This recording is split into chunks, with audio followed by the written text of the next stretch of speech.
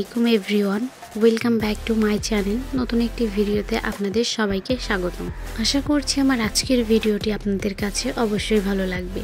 আমি জানি আপনারা সবাই আমার উপর ভীষণ রাগ করে আছেন, কারণ তাসনুবার খালামণির বিয়েতে গেলাম, অথচ তাসনুবার খালামণির কোনো ভিডিও বিয়ের কোনো ভিডিও বা কোনো ফটো আপনাদেরকে দেখাতে পারলাম না। তার জন্য আমি যে কত কষ্ট পেয়েছি আপনাদেরকে সেটা তো বলে বোঝাতে পারবো না। আসলে আমার ফোন থেকে সমস্ত কিছু ডিলিট করে দেওয়া হয়েছে, কারণ ফোনের অবস্থা খুবই খারাপ হয়ে গেছিল। সেই জন্য কোনো রকমে আমার চ্যানেলে ভিডিওগুলো দিয়ে আমি সব কিছু ডিলিট করে দিতে বাধ্য হয়েছি, কারণ আমার ফোন চলতেছিল না বললেই বলা যায় একরকম আর কি।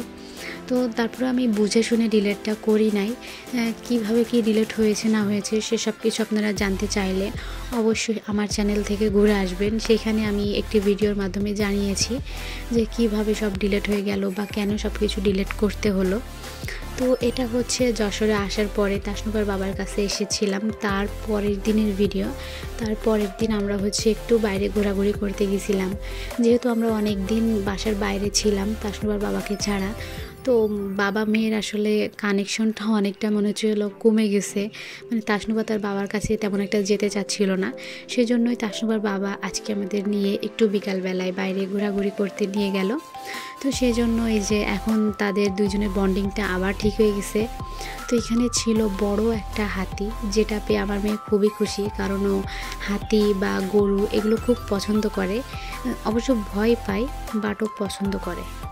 আজকে এই মেলা থেকে তাসনুবার জন্য একটা গরু কিনে নিয়ে যাব, কারণ ও গরু এত বেশি পছন্দ করে। ও এখন গরুকে বন্ধু বলতে শুরু করেছে।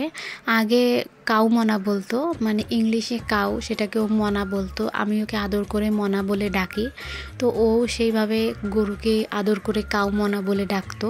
এখন সে ফাইনালি বন্ধু বলতে শুরু করেছে, কতটা ভালোবাসে আসলে।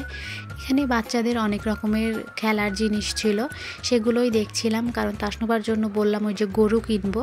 তো তাসনুবার বাবা ফাইনালি তাসনুবাকে একটা গরু কিনে দিয়েছে, সেটা আপনাদেরকে বাসায় যেয়ে দেখাবো।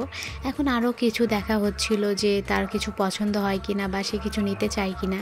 আসলে ও তো ছোটো বাচ্চা, ওকে যা দিবেন ও সেটাই নিতে চাবে, কিন্তু অত অপচয় করার মতো টাকা আমাদের কাছে থাকে না। তাই সামর্থ্যের ভিতরে যতটুকু থাকে বাইরে গেলে ওকে ততটুকু দেওয়ার চেষ্টাই করি। সেটাই আমার মেয়ের কাছে যথেষ্ট আমি মনে করি। আলহামদুলিল্লাহ, ও বড় হলে সেটা নিশ্চয়ই বুঝতে পারবে। তো এখন অল্প কিছু সময় ঘোরাঘুরি করে আমরা বাসায় চলে যাচ্ছি।